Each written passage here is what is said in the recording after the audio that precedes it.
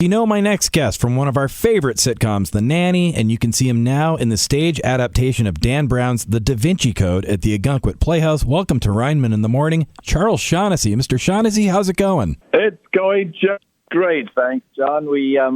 We opened on Saturday, and the show's up on its feet and packing them in. We're happy to have you here. Is this your first time performing in Ogunquit? No, it's actually my third, and strangely enough, it's my third time looking for the Holy Grail. I played King Arthur in Spamalot twice, once in 2010 and once in the Big Tent a couple of years ago during the COVID shutdown when they had the big tent outside. And now I'm looking for the Grail yet again in the Da Vinci Code. So there's something about the Holy Grail and Ogunquit for me. You got to keep trying, man. You got to keep trying. First time lucky. You got to get the Find My Grail app for your phone. That's what makes it easy to find. Yeah.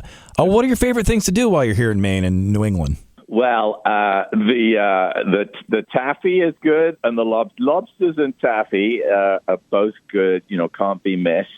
I actually went to do an event the other evening at Newburyport, and stayed with a friend in Topsfield, which is a little town just between here and Newburyport. Sure. Actually, a little bit further than Newburyport. Yeah. And it's just, you know, every little town you go to is just like out of a storybook. It's just such a beautiful part of the world.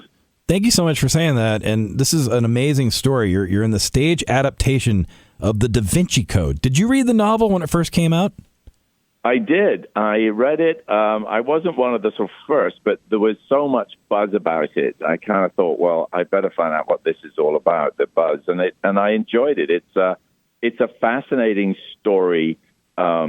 The sort of overall story, and then what Dan Brown did was sort of add a kind of murder mystery and these characters, and it was a fantastic read. It made a really exciting movie, and now we've got this really exciting play on stage.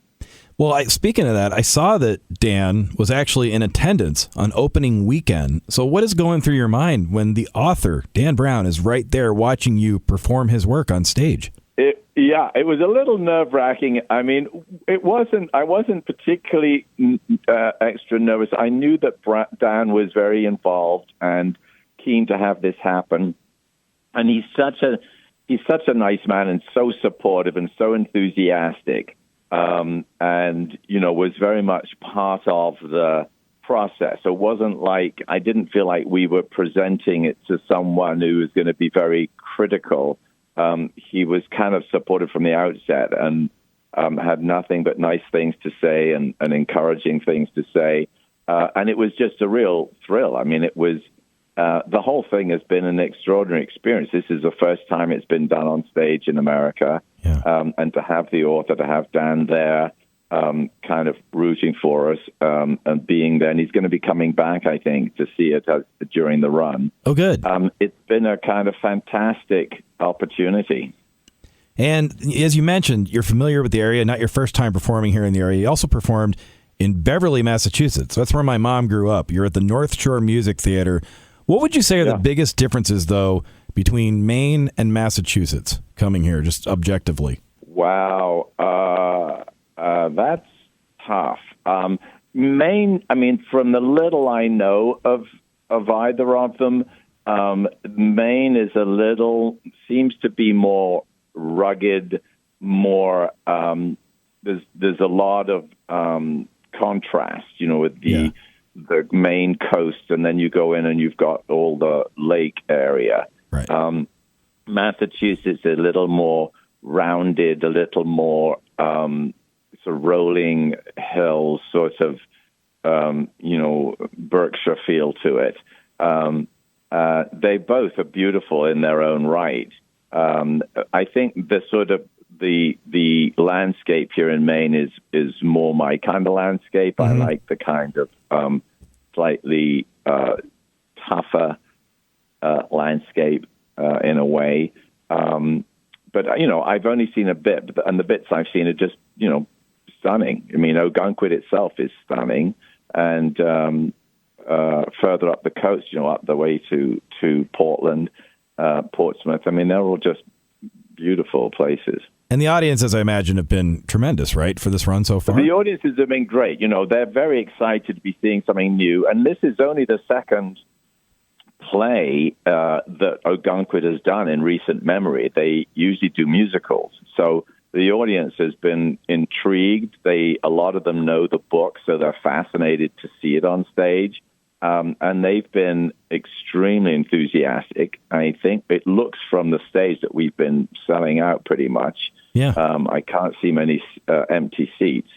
So yeah, the whole thing is very exciting, and it was a lot of work. We rehearsed it in New York, and because it was new, there was a lot of workshopping as well. We were very fortunate enough to have Rachel Wagstaff, one of the writers of the play, with us in New York. So we could workshop some of the script as we were rehearsing. So it was really quite a bit of intense rehearsals to get us up to here. And the play is very tech-heavy. There's a lot of lighting cues and sound cues. It's a very tech-heavy show. So it was a lot of work, but it seems to have paid off.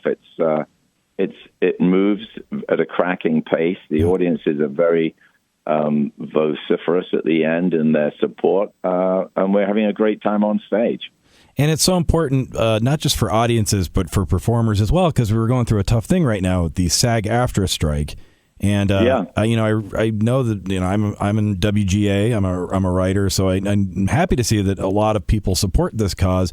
What's a good way for people to show their support for actors during a time like this? I mean, going to live theater, right? Going to live theater, and it's something that I think might.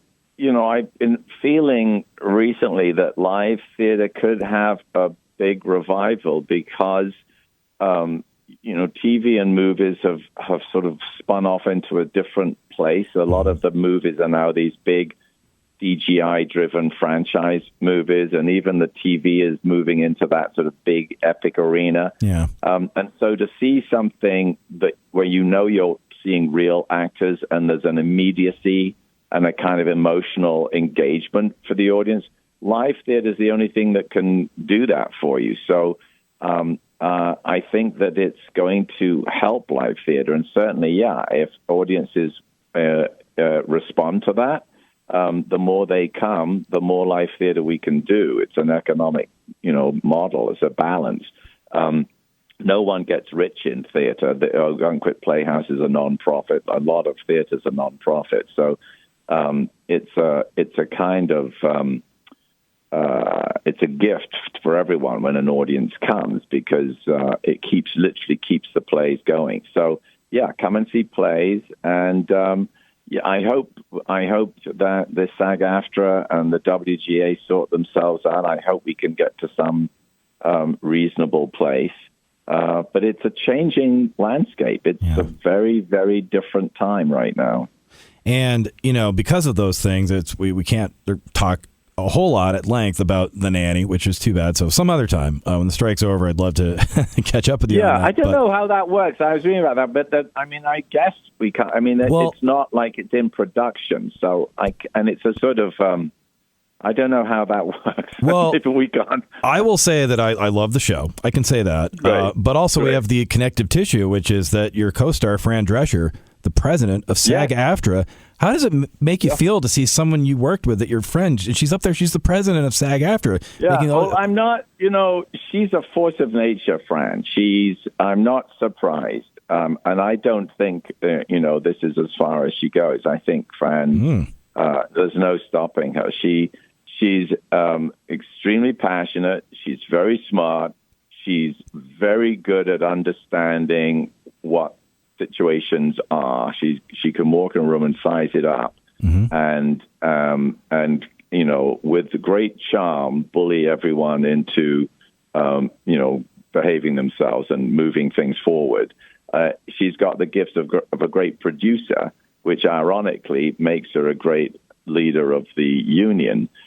She knows both sides, and she has that kind of force of personality. So I'm delighted for her. I'm proud of her, but I'm not entirely surprised. The Da Vinci Code runs through September 23rd at the Ogunquit Playhouse in Ogunquit, Maine. Visit ogunquitplayhouse.org.